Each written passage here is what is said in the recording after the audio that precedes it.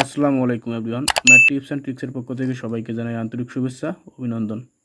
এখন আমরা দেখব নবম শ্রেণীর 15তম সপ্তাহের গণিত অ্যাসাইনমেন্ট। তো এই অ্যাসাইনমেন্টে একটি প্রশ্ন দেওয়া আছে। বলা আছে যে একটি কাঠের বাক্সের দৈর্ঘ্য 30 সেন্টিমিটার এবং প্রস্থ 16 সেন্টিমিটার। 1 নম্বর প্রশ্নে বলছে যে কাঠের বাক্সের দৈর্ঘ্য 1/3 অংশের সমান পরিসীমা বিশিষ্ট একটি সমবাহু ত্রিভুজ আঁকো। এবং 2 নম্বরে বলছে একটি সমকোণী ত্রিভুজ আঁকো যার অতিভুজ কাঠের বাক্সের দৈর্ঘ্যের 1/6 অংশ এবং ভূমি কাঠের বাক্সের প্রস্থের 1/4 অংশ। এবং 3 নং প্রশ্নে বলা আছে একটি বর্গক্ষেত্র আঁকো যার প্রত্যেক বাহুর দৈর্ঘ্যের পরিমাণ কাঠের বাক্সের প্রস্থের 1/4 অংশের সমান। এবং 4 নম্বর প্রশ্নে বলা আছে যে কোনো চতুর্ভুজের কর্ণ দ্বয়ের দৈর্ঘ্য যথাক্রমে কাঠের বাক্সের দৈর্ঘ্যের 1/5 অংশ এবং প্রস্থ 1/4 অংশ হলে চতুর্ভুজটি আঁকো। এটি ছিল মূলত আমাদের আজকের প্রশ্ন। তো আজকের এই ম্যাথ অ্যাসাইনমেন্টের শিরোনাম হবে ব্যবহারিক জ্যামিতি।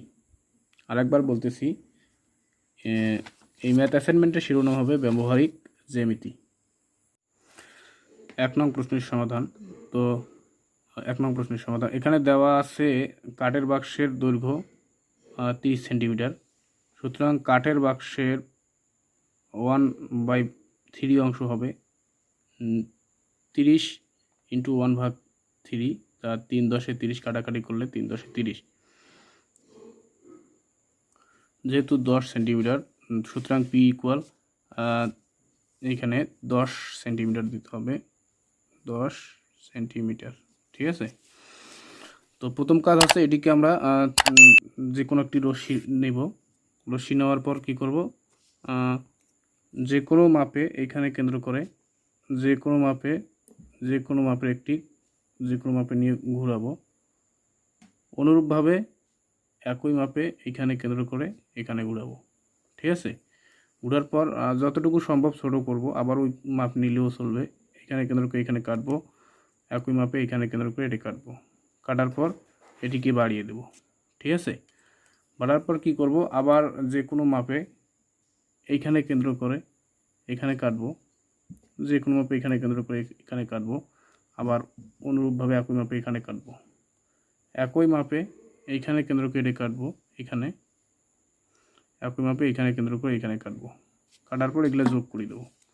যোগ করলে আমরা সমান তিন ভাগে ভাগ হয়ে যাবে। অর্থাৎ দেখো আমি দেখাচ্ছি, এখান থেকে এখানে 1 ভাগ, এখান থেকে এটা 1 ভাগ, এখান থেকে এটা 1 ভাগ, 3 ভাগ হয়ে গেল। ঠিক আছে। যেহেতু আমাদের সমবাহু ত্রিভুজ অঙ্কন করতে বলছে, তাই এজন্য আমরা 3 ভাগ করলাম।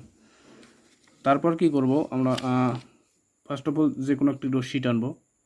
ওই 3-এর 1 অংশ সমান করে এখানে কেন্দ্র এখানে কাটবো। কাটার পর একই মাপে এইখানে কাটবো। কাটার পর আবার একই মাপে এখানে কেন্দ্র করে এখানে কাটবো। তারপর এগুলা যোগ করে দেবো। ঠিক আছে। সুতরাং ABC হবে নির্ণেয় ত্রিভুজ। এটি আমরা দেখো p/3 অংশ করে কাটছি, p/3 অংশ কাটছি, p/3 অংশ করে কাটছি। এটি ছিল ক নং প্রশ্নের সমাধান। যারা এখনো চ্যানেলটিকে সাবস্ক্রাইব করেননি, সাবস্ক্রাইব করে পাশেই থাকুন। খ নং প্রশ্নে বলা আছে যে একটি সমকোণী ত্রিভুজ আঁকো যার অতিভুজ কাঠের বাক্সের দৈর্ঘ্যের 1/6 অংশ এবং ভূমি কাঠের বাক্সের প্রস্থের 1/4 অংশ। 2 নং প্রশ্নের সমাধান। এখানে দেওয়া আছে কাঠের বাক্সের দৈর্ঘ্য 30 সেন্টিমিটার। সুতরাং কাঠের বাক্সের 1/6 অংশ হবে 30 × 1/6। কাটাকাটি করলে 5×6 = 30, এই জন্য 5 সেন্টিমিটার। এবং কাঠের বাক্সের প্রস্থ 16 সেন্টিমিটার। সুতরাং কাঠের বাক্সের 1/4 হবে কি 16 × 1/4, 4 4 16, এই জন্য 4 সেন্টিমিটার। সুতরাং আমরা লিখতে পারি A = 5 সেন্টিমিটার, B = 4 সেন্টিমিটার। প্রথমে আমরা যে কোনো একটি রশ্মি টানবো, CE একটি রশ্মি টানবো।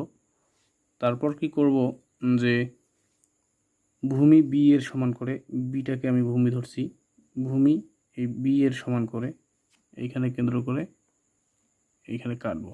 ঠিক আছে।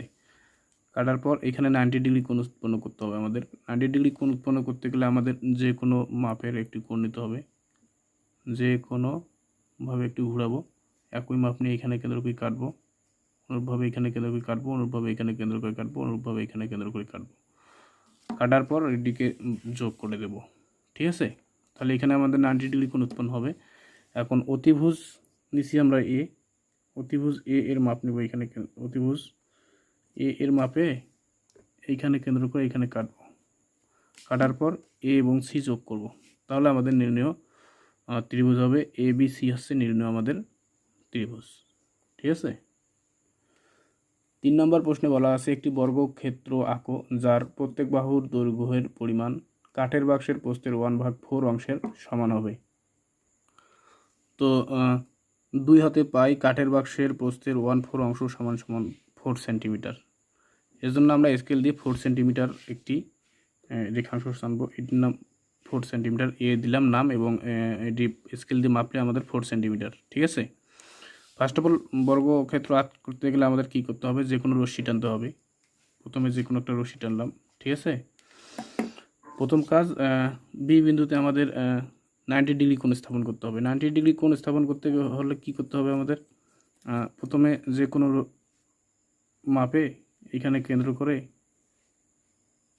যে কোনো মাপে এখানে কেন্দ্র করে একটি বৃত্তচাপ আঁকবো, ঘোরাবো। ঠিক আছে। আবার অনুরূপভাবে একই মাপে এখানে কেন্দ্র করে এখানে কাটবো, অনুরূপভাবে একই মাপে এখানে কেন্দ্র করে এখানে কাটবো, একই মাপে এখানে কাটবো, অনুরূপভাবে এখানে কেন্দ্র করে এখানে কাটবো। ঠিক আছে। কাটার পর এটিকে আমরা যোগ করব।